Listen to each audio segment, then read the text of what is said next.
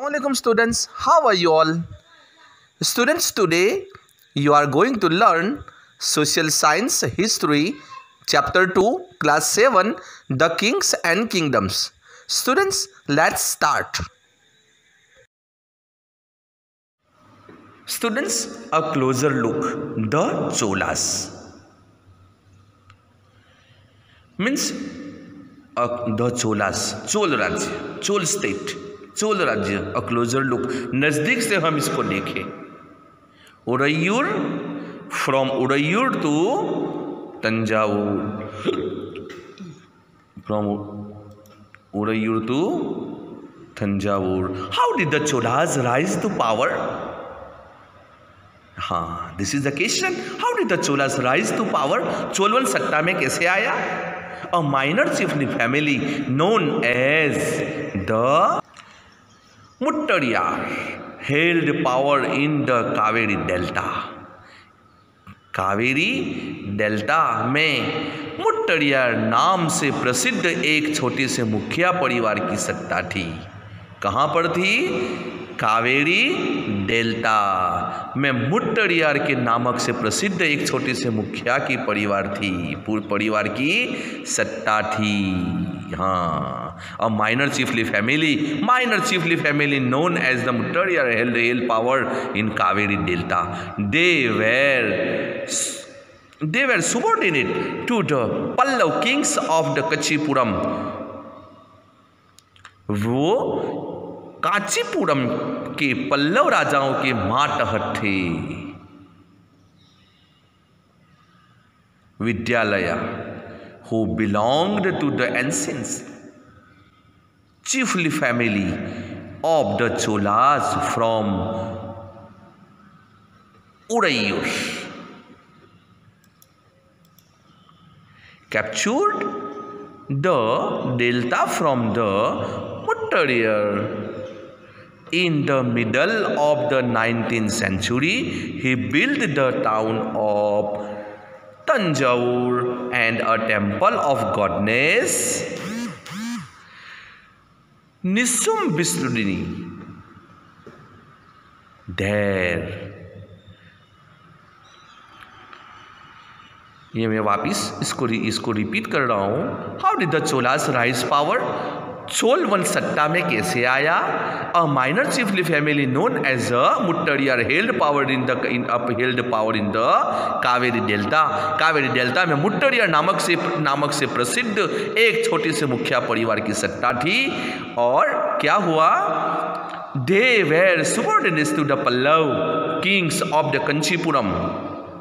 Means वो कांचीपुरम के पल्लव राजाओं के मातहत थे.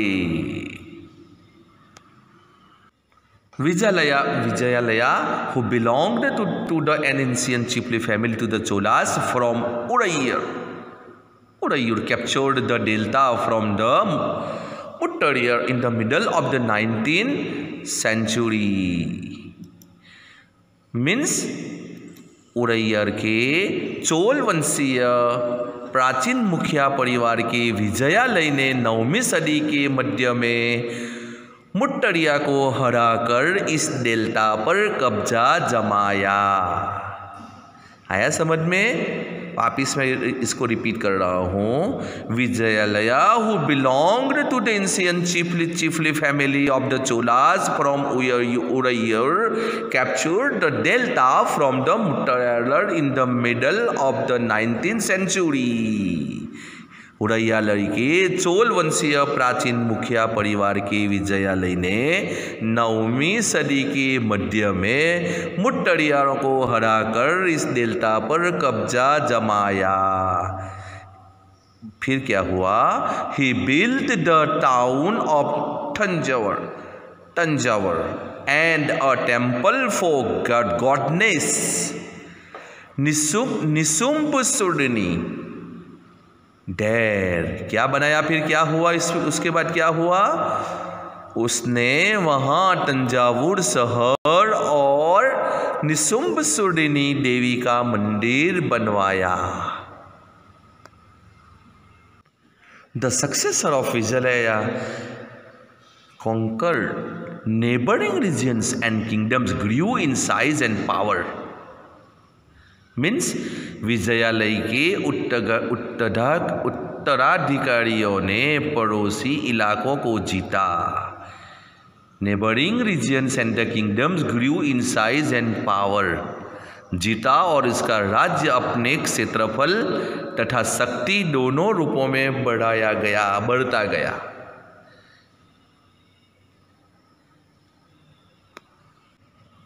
The Pandyan and the Pallav territories to the south and north were made part of these kingdoms. South and north के Pandyan and Pallav के इलाके इस राज्य का हिस्सा बना लिए गए. राजा राज first, considered the most powerful Chola ruler, became king in 1985 and expanded control over most of these areas.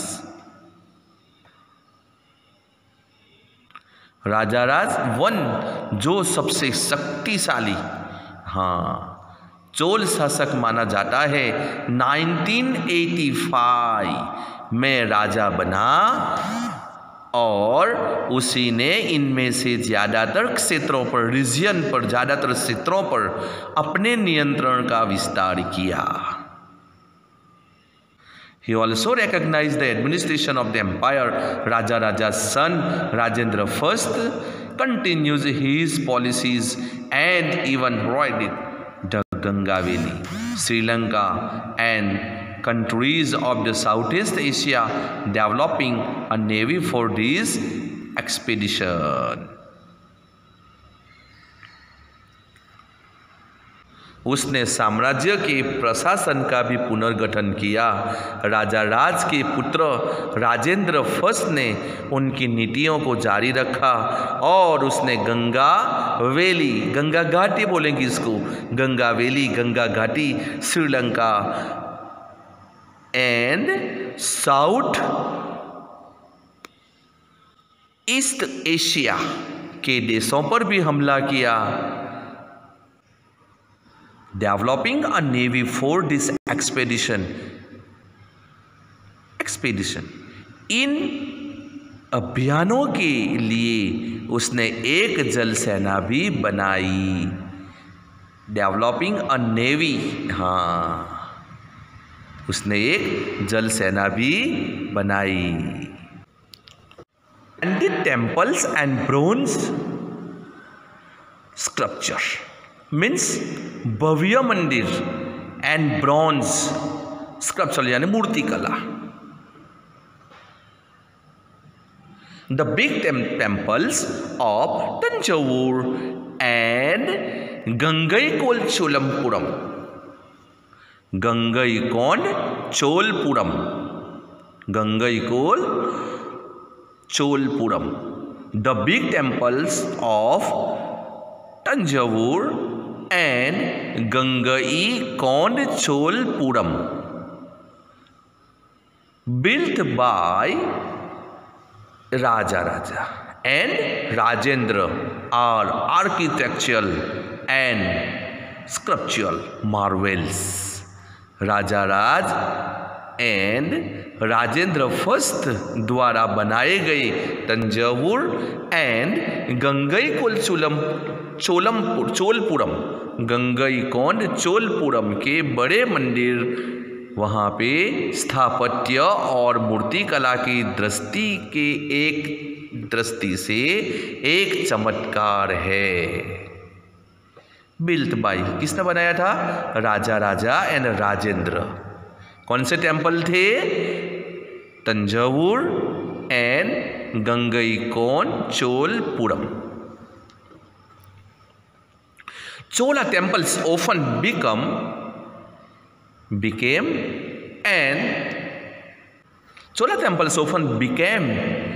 the nucleus of settlements which grew around them. These were centers of craft production. Temples were also endowed with land by rulers as well as by others. Means Chola temple अक्सर अपने आसपास develop विकसित होने वाली बस्तियों के केंद्र बन गए थे। ये शिल्प उत्पादन के केंद्र थे, सेंटर थे।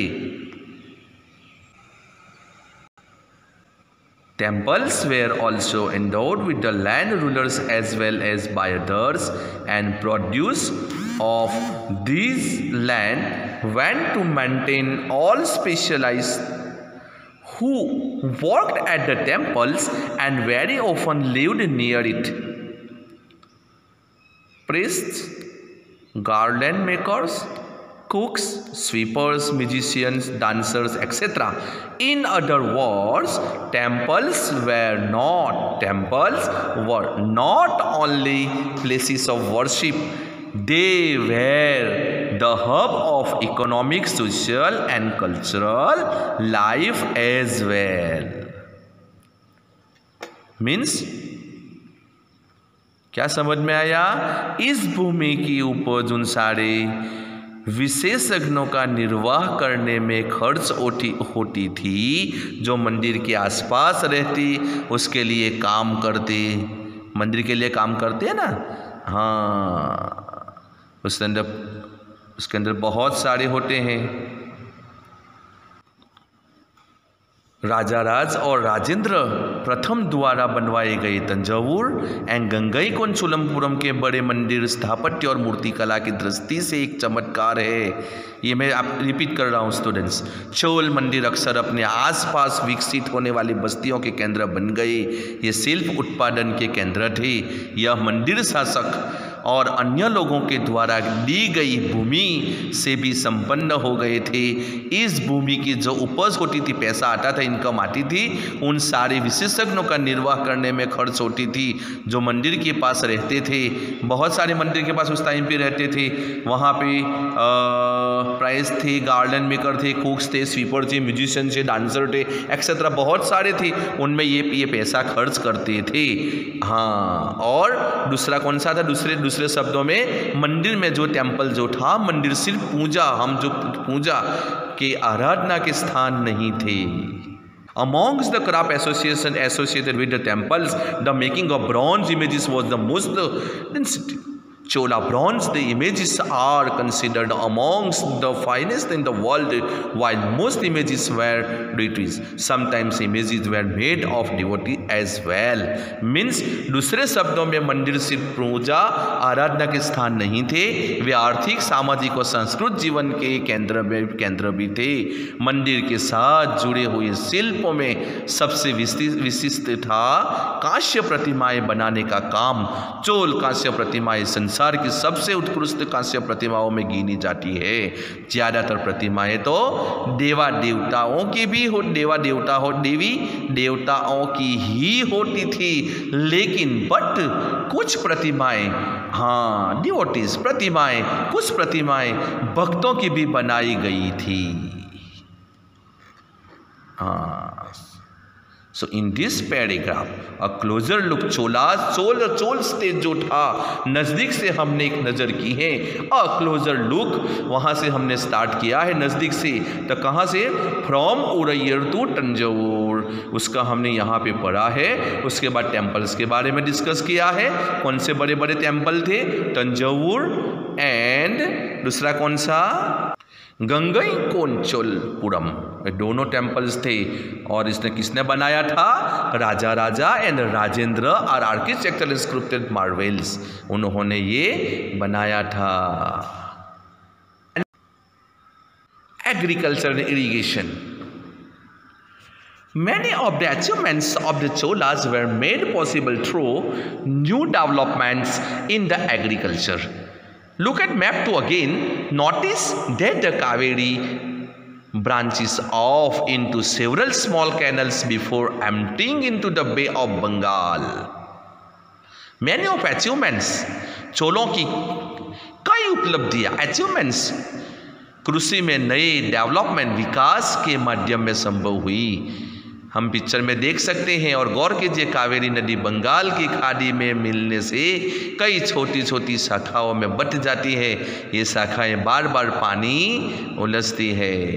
क्या बोला कि notice the Kaveri river branches off into the several small canals before emptying into the Bay of Bengal. फिर क्या होता है, these canals overflow frequently depositing fertile soil on their banks. Water from the canals also provides the necessary moisture for agriculture, particularly the cultivation of rice. ये पूरा paragraph में वापस explanation कर रहा हूँ। चोलों की कई उपलब्धियां कृषि में नए विकासों के माध्यम से संभव हुई। हम पिक्चर 2 देखिए, गौर कीजिए, कावेरी नदी बंगाल की खाड़ी में मिलने से पहले कई छोटी छोटी शाखाओं में बच जाती है। ये शाखाएं बार बार पानी उलझती है, जिससे किनारों पर उपजाऊ मिट्टी जमा रहती है।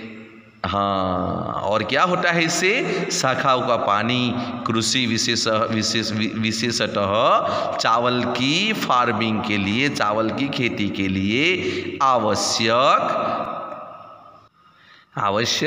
आर्द्रता भी मुहैया कराता है।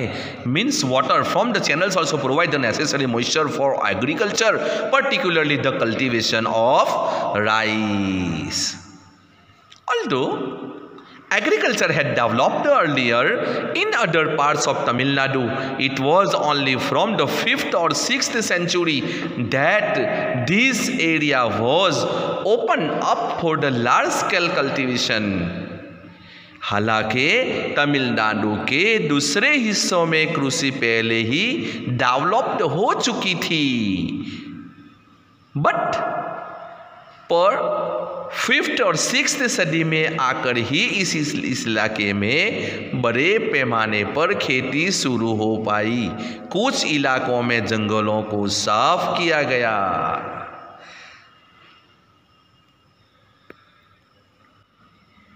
हाँ, it was only from the 5th and 6th century that this area was opened up and large scale cultivation. Forest had to be cleared in some region. Land had to be leveled in other areas. In the delta region, embankments had to be built to prevent flooding, and canals had to be constructed to carry water to the fields.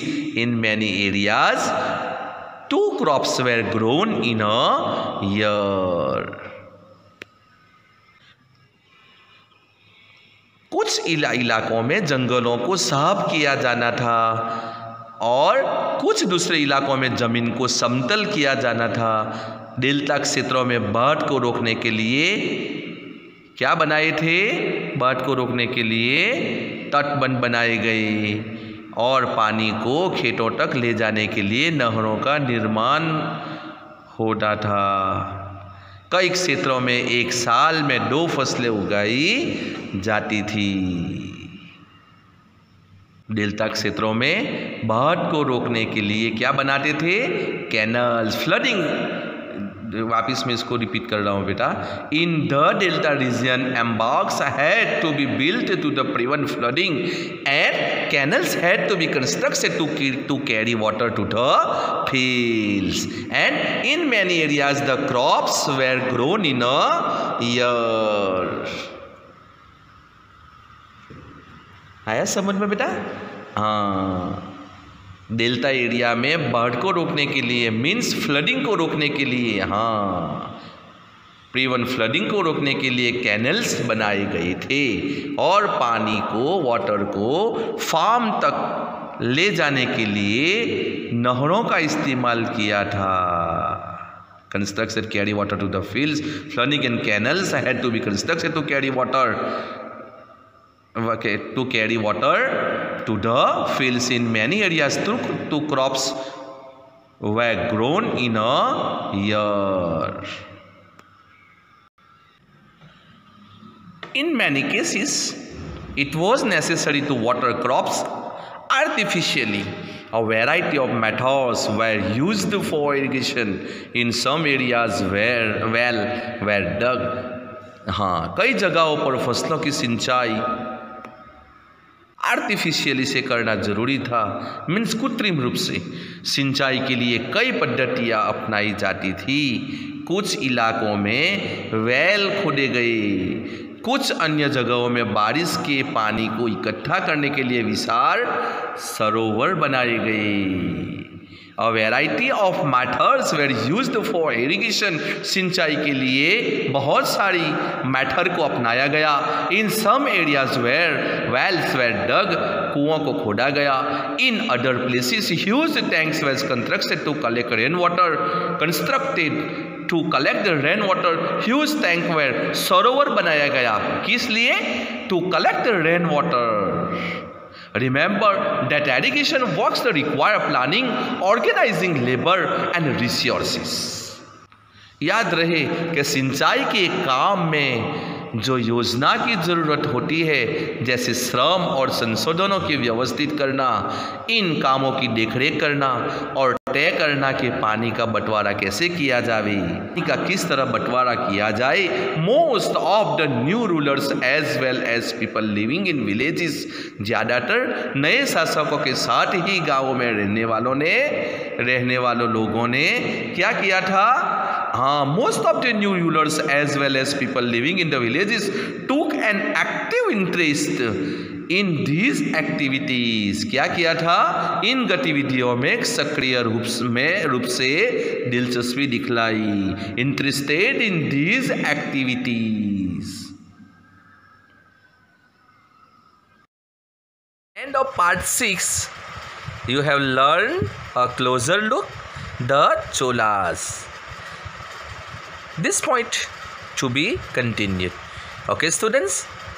So take care, stay home and stay safe.